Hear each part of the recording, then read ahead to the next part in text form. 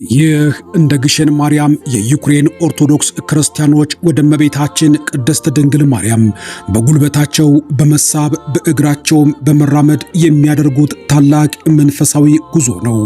ጉዞውን ለየት የሚያደርገው ከዚህ ከተነሱበት ሰዓት ጀምሮ የፍልሰታ ጾም እስከሚገባበት ወር ድረስ እንዲህ ያለውን ረዥምና ዘለግ ያለ ጉዞ በማድረግ በዓለም ላይ አስገራሚና ረዥሙ መንፈሳዊ ጉዞ ተብሎ እንዲጠራ አድርጎታል። Радуйся, Маріє, благодаті повна, радуйся, Маріє, благодаті повна, радуйся, Маріє. የዩክሬን ክርስቲያኖች በዘመናዊ ትራንስፖርትና ፈጣን አገልግሎት በሚያገኙባት ሀገር ውስጥ ሆነው ራሳቸውን ዝቅ አድርገው ስጋቸውን እየጎሰሙ በእግራቸውና በትራንስፖርት ከመጓዝ ይልቅ በጉልበታቸው ቢሳቡ በእግራቸው ቢራመዱ ዋጋ በረከት እንደሚያገኙበት በማመናቸው እንዲህ እንደሚያስፈራ ሰራዊት ረዥም ጉዞና ሰልፍን በማድረግ ከእመቤታችን በረከት ከቅዱሳንም ምልጃን ለመቀበል ይህንን መንፈሳዊ ፖይቾቭ የተባለ ጉዞን እያደርጋሉ። Радуйся, Маріє, благодаті повна. ሀገራቸው ዩክሬን ከሩሲያ ጋር ጦርነት በገባችበት በዚህ ሰዓት ሰማዩ በሚሳኤል ድምፅ በሚያጓራበት ምድሩ ደግሞ በከባድ ፍንዳታ በሚናወጥበት ሰዓት ላይ የዩክሬን ኦርቶዶክሳውያን ክርስቲያኖች ወደዚህ ታላቅ ገዳም ለመጓዝና ይህን ፖይቾቭ የተባለውን መንፈሳዊ ጉዞ ለማድረግ ጦርነትና የምድራዊው ውጊያ አያስቀራቸውም። ሁሉን አልፈው ሁሉን ተሻግረው ከእመቤታችን በረከት ለመቀበል ይህንን ረዥም ጉዞ እያደርጋሉ። Радуйся, Маріє, благодаті повна, радуйся, Маріє, благодаті повна.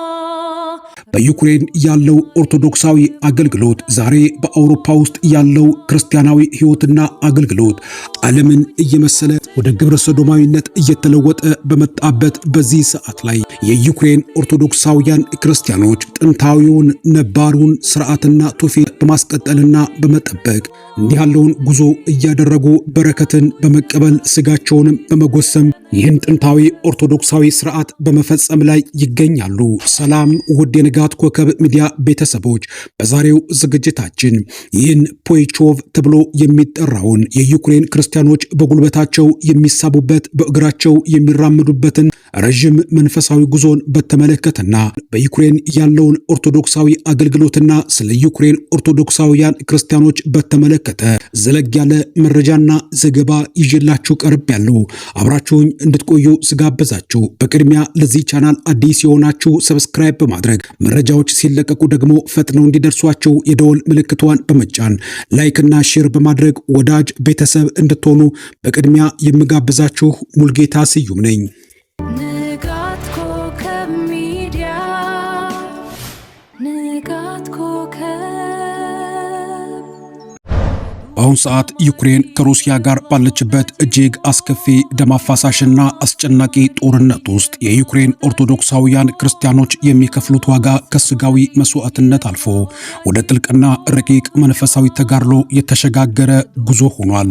ከተሞች በሚሳኤል በሚደበደቡበት፣ ታሪካዊ አድባራትና ገዳማት በጦርነት እሳት በሚቃጠሉበት፣ ቤተሰቦች ተለይተው በሚሰደዱበትና የሞት ጥላ በየደጃፋቸውና በየመንገዱ በወረደበት በዚህ ጨለማ ሰዓት የዩክሬን ኦርቶዶክስ ክርስቲያኖች ተስፋቸውን በምድራዊ ኃይሎች ወይም በፖለቲካዊ ድርድሮች ላይ ሳይሆን በሰማያዊና ሁሉን በሚችለው በክርስቶስ ላይ ብቻ ተስፋ አድርገዋል። ይህ ጦርነት ለብዙዎች እምነትን የሚፈትን ትልቅ ፈተና ሆኖ ሳለ የዩክሬን ኦርቶዶክስ ክርስቲያኖች ግን ይበልጥ ወደ ጸሎት፣ ወደ ጾምና ለወገኖቻቸው ጥበቃ ለነፍሳቸውም ድህነት ወደር የሌለው ዋጋ እየከፈሉም ይገኛሉ። በዚህ ታላቅና መከራ የጭንቅ ዘመን ውስጥ ሆነው ስለታቸውን፣ ጸሎታቸውንና ንስሐቸውን የሚገልጹበት አንዱና ዋነኛው እንዲሁም ደግሞ በዓለም ዙሪያ ያሉ ሰዎችን የሚያስደንቀው መንገድ በጉልበታቸው ተንበርክከው የመጓዝና በጸሎት የመገስገስ እጅግ አስገራሚ ስርዓታቸው የዩክሬን ኦርቶዶክሳውያን ብዙ ያልተነገረላቸውና ያልተወራላቸው ጥንታዊ የኦርቶዶክሳዊ ስርዓት የሚታይባቸውም አድርጓቸዋል። ይህ በጉልበት የመጓዝ ስርዓት በዩክሬን ኦርቶዶክስ ቤተክርስቲያን መንፈሳዊ ሕይወት ውስጥ የከፍተኛ ትህትና፣ የራስን ፈቃድ ለእግዚአብሔር አሳልፎ የመስጠትና የጽኑ እምነት መገለጫ ተደርጎም ይታመናል። አማኞች በጉልበታቸው ተንበርክከው አቧራማ መንገዶችን፣ አስፋልቶችንና ሜዳዎችን ሲያቋርጡ ያ የሚሰማቸው ብርቱ ስጋዊ ሕመም ከጌታችን ከኢየሱስ ክርስቶስ ሕማም ጋር እንዲቆጠርላቸውና ለኃጢአት ማስተሰሪያ ለልመና ማሳረጊያ እንደሚሆን ያምናሉ። በተለይ በጦርነቱ ምክንያት የሚወዱትን የቤተሰብ አባላት ያጡ፣ ንብረታቸው የወደመባቸው ወይም ልጆቻቸውና ባሎቻቸው በጦር ግንባር ሆነው የሞትና የሕይወት ፍልሚያ ውስጥ ያሉባቸው እናቶችና አባቶች ጌታ ሆይ ማረን እያሉ በጉልበታቸው መሬቱን እየሳሙና እየዳከሩ የሚያደርጉት ጉዞ በቃላት ሊገለጽ የማይችል የጽናት የፍቅርና የእምነት ማሳያ ነው። Радуйся, Маріє, благодаті повна, радуйся, Маріє, благодаті повна, радуйся, Маріє, благодаті повна. ይህ ድርጊት በዩክሬን ኦርቶዶክስ ምዕመናን ዘንድ በየዓመቱ የሚደረገው የፖይቾቭ የመስቀል ጉዞ አካል ሲሆን ድርጊቱ ተራ የእግር ጉዞ መንገድ ሳይሆን በሺዎች የሚቆጠሩ አማኞች ነፍሳቸውን ለእግዚአብሔር የሚያስገዙበትና በታላቅ ተጋድሎ የሚያልፉበት መንፈሳዊ ጉዞ ነው። ይህ ጉዞ በየዓመቱ ከካሜኔስት ፖዶልስኪ ተነስቶ እስከ ቅድስት ድንግል ማርያም ዕረፍተ በዓል ወይም እስከ ፍልሰታ ድረስ ለብዙ ቀናት የሚዘልቅ ሲሆን ምዕመናን በመቶዎች የሚቆጠሩ ኪሎሜትሮችን በሐምሌና በነሐሴ ቃጠሎ አንዳንዴም በብርቱ ዝናብና ጭቃ ውስጥ በእግራቸው ይጓዛሉ። የዚህ ጉዞ እጅግ አስገራሚና ልብ የሚነካው ተመልካችንም በእንባ የሚያጥበው ትዕይንት ደግሞ በምስሉ ላይ እንደምናየው ምዕመናን በመንገድ ዳር ላይ በጉልበታቸው ተንበርክከው የሚቆዩበትና የሚጓዙበት ሥርዓት ነው። ይህ የሚከናወነው ታላላቅ ቅዱሳን ንዋያተ ቅድሳትን ተአምረኛውን የፖይቾቭ ድንግል ማርያም ስዕልን ወይም ታላቁ የመስቀል ምልክት በፊታቸው ሲያልፍ ነው። ተጓዦቹ በጉልበታቸው የሚንበረከኩት ለሰው ሰራሽ ስልጣን ወይም ለስጋዊ ክብር ሳይሆን በስዕሉ ላይ ለተሳለው አምላክና ለእመቤታችን ለቅድስት ድንግል ማርያም ያላቸውን ጥልቅና የማይናወጥ ፍቅር እንዲሁም የውስጥ ሰላምን የሚናፍቅ የንስሐ መንፈስን ለመግለጽ የሚያደርጉት የትህትና ሥርዓት ነው። በኦርቶዶክሳዊ ትውፊት መሰረት እንዲህ አይነቱ መንበርከክ ራስን ዝቅ የማድረግ ትዕቢትን የመስበርና በቅዱሳን ጸሎት የመታመን ታላቅ ምስጢር አለው። በመንገድ ዳር የሚኖሩ የአካባቢው ነዋሪዎችም ተጓዦቹ ሲያልፉ ከየቤታቸው ወጥተው በመንገድ ዳር በጉልበታቸው ተንበርክከው በረከትን ይቀበላሉ። ተጓዦቹም በመንገዳቸው ላይ ዝማሬዎችን እየዘመሩ መዝሙረ ዳዊትን እየደገሙና ጌታ ሆይ ማረን የሚለውን ጸሎት በየእርምጃቸው እያደረሱ በጽናት ይጓዛሉ። ይህ ጉዞ ለብዙዎች የሕይወት አቅጣጫ የሚቀየርበት፣ የደከመው እምነት የሚታደስበት፣ የታመሙት የሚፈወሱበትና በሰው ዘንድ የማይቻለው በእግዚአብሔር ዘንድ እንደሚቻል ለዓለም የሚመሰክሩበት የታላቅ እምነት አደባባይ ነው። Радуйся, Маріє, благодаті повна, радуйся, Маріє, благодаті повна, радуйся, Маріє, благодаті повна. ሕፃናት ሳይሰለቹ አረጋውያን በድካማቸው ውስጥ ሆነው እንዲሁም ወጣቶች ዓለማዊ ደስታን ትተው በዚህ ረጅም መንገድ ላይ የሚያሳዩት ትዕግስትና በጉልበታቸው ተንበርክከው የሚያደርጉት ስግደት የዩክሬን ኦርቶዶክስ ቤተክርስቲያን ምን ያክል ጥንታዊና መንፈሳዊ ሥርዓቷን ደም ውስጥ አዋሃዳ ጠብቃ እንደቆየች ለዓለም ሕዝብ ሁሉ የሚያሳይ ታሪክ ምስክርነት ነው። ስለ ዩክሬን ኦርቶዶክስ ክርስቲያኖች እጅግ አስገራሚውና አስደናቂው ነገር ቢኖር በዚህ ሁሉ መከራ፣ ግድያና ስቃይ ውስጥ ሆነው ለጠላቶቻቸው የሚጸልዩበትና ጥላቻን በፍቅር ለማሸነፍ የሚያደርጉት ጥልቅ መንፈሳዊ ብስለት ነው። በዙሪያቸው የቦምብ ድምፅ እየተሰማና በሰማይ ላይ የጦር አውሮፕላኖችና የሚሳኤል ሳይረን ጩኸት እያገሳ እንኳን እነሱ ግን ወደ ቅዱሳን ገዳማትና አድባራት የሚያደርጉትን መንፈሳዊ ጉዞ ለአፍታም አይተውትም።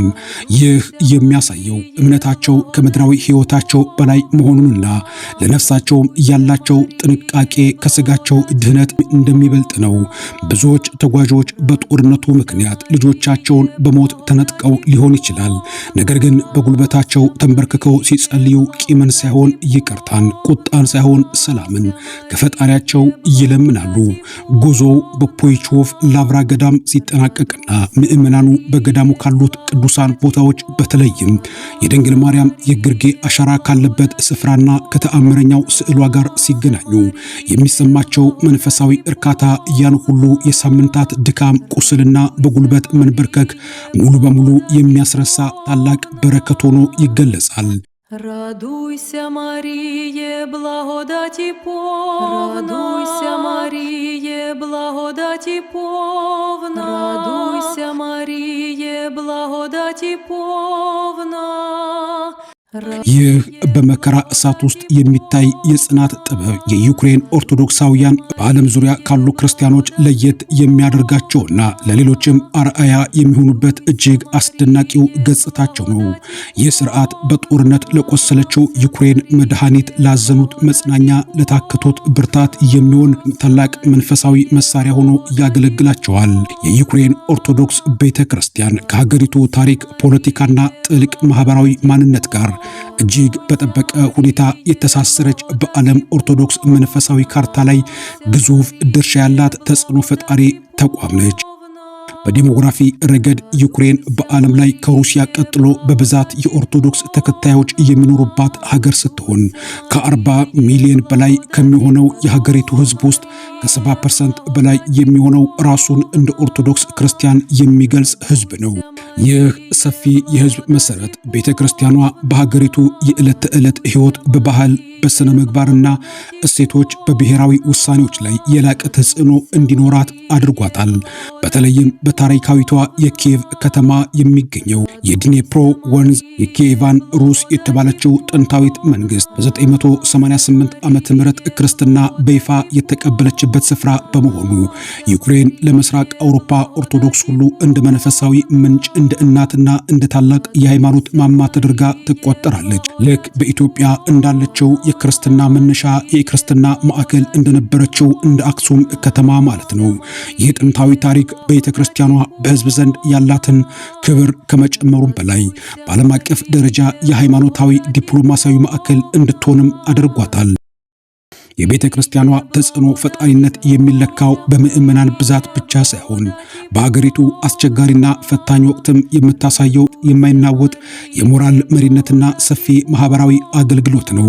በጦርነትና በፖለቲካ ቀውስ ሰዓት የዩክሬን ኦርቶዶክስ አብያተ ክርስቲያናትና ገዳማት እንደ መጠጊያ፣ የምግብ ማከፋፈያ፣ የስደተኞች መጠለያና የሕክምና እርዳታ መስጫ ማዕከል በመሆንም ያገለግላሉ። ይህ ለሕዝብ መቆም በምዕመናንና በመንግስት ዘንድ ያላትን ተቀባይነት እጅግ ከፍ አድርጎታል። በዩክሬን ውስጥ የሚገኙት ታላላቅ ገዳማት በተለይም ኪየቭ፣ ፔቸርከስ ላቭራ እና ፖይቾቭ ላቭራ በሺዎች የሚቆጠሩ መነኮሳት የሚኖሩባቸውና በየዓመቱ በሚሊዮኖች የሚቆጠሩ ነጋዴያን ከዓለም ዙሪያ የሚጎበኟቸው በመሆናቸው ሀገሪቱን ከቀሪው ዓለም ጋር የሚያገናኝ ጠንካራ መንፈሳዊ ድልድይ ሆነዋል። እነዚህ ገዳማት ለዘመናት የኪነ ጥበብ፣ የሥነ ጽሑፍ፣ የሥነ ሕንፃና የትምህርት ማዕከላት በመሆናቸው በዩክሬን ብሔራዊ ማንነት ግንባታ ላይ የማይተካ ሚና ተጫውተዋል። የዩክሬን ባህል፣ ሙዚቃና ሥነ ጽሑፍ ከኦርቶዶክሳዊ ዜማና ቅኔ ጋር የተቆራኘ መሆኑ የቤተ ክርስቲያኗን ተጽዕኖ በቤተ ክርስቲያን ቅጽር ብቻ ሳይሆን በኪነ ጥበቡም ውስጥ ጉልህ እያደርገዋል። ከቅርብ ዓመታት ወዲህ በዩክሬን ኦርቶዶክስ ውስጥ የታየው የአወቃቀር ለውጥና የነጻነት ጉዞ በዓለም አቀፍ ጂኦፖለቲካ ላይም ትልቅ ምዝረትን ፈጥሯል። የዩክሬን ኦርቶዶክስ ቤተ ክርስቲያን ከቁስጥንጥንያ ፓትርያርክ የነጻነት ዕውቅና ማግኘቷ ሀገሪቱ ከሩሲያ ጋር ካላት ሃይማኖታዊና ፖለቲካዊ ትስስር ወጥታ የራሷን መንፈሳዊ ሉዓላዊነት ለማረጋገጥ ያደረገችው ታላቅ የታሪክ ምዕራፍ ተደርጎ ተወስዷል። ይህ እንቅስቃሴ በሀገሪቱ ውስጥ ያለውን ብሔራዊ ስሜት ከመገንባቱና ከማጠናከሩም ባለፈ ቤተ ክርስቲያኗ ለዲሞክራሲ፣ ለሰብአዊ መብቶችና ለሀገር አንድነት የምታደርገውን ተጋድሎ ይበልጥ አጉልቶታል። በአሁኑ ወቅት የዩክሬን ኦርቶዶክስ ክርስቲያኖች በመከራና በጦርነት እሳት ውስጥ ሆነው የሚያሳዩት ጽናት፣ በቦምብ ድምፅ ስር ሆነው የሚያደርጉት ንግስና፣ ለሰላም የሚዘምሩት ዝማሬ ቤተ ክርስቲያኗ ከህንፃ በላይ የህዝቧ የልብ ትርታና የመከራ ጊዜም ደራሽ መሆኗን አረጋግጧል። Радуйся, Маріє, благодаті повна. повна, радуйся, Маріє, благодаті повна, радуйся, Маріє, благодаті повна. ውድ የቻናላችን ቤተሰቦች በዩክሬን የሚደረገውን ይህን የፖይቾቭ መንፈሳዊ የእግር ጉዞና የዩክሬን ክርስቲያኖች የሚያደርጉትን ጽናት የሚያስቃኘውን ዘገባ ነበር ያቀረብኩላችሁ። በሌላ ጊዜ በአዲስ መረጃና በአዲስ ዝግጅት ወደ እናንተ እስከመለስ ድረስ ለዚህ ቻናል አዲስ የሆናችሁ ሰብስክራይብ በማድረግ መረጃዎች ሲለቀቁ ፈጥነው እንዲደርሷችሁ የደወል ምልክቷን በመጫን ላይክ፣ ሼር በማድረግ ወዳጅ ቤተሰብ እንድትሆኑ በመጋበዝ የምሰናበታችሁ ሙልጌታ ስዩም ነኝ። ንጋት ኮከብ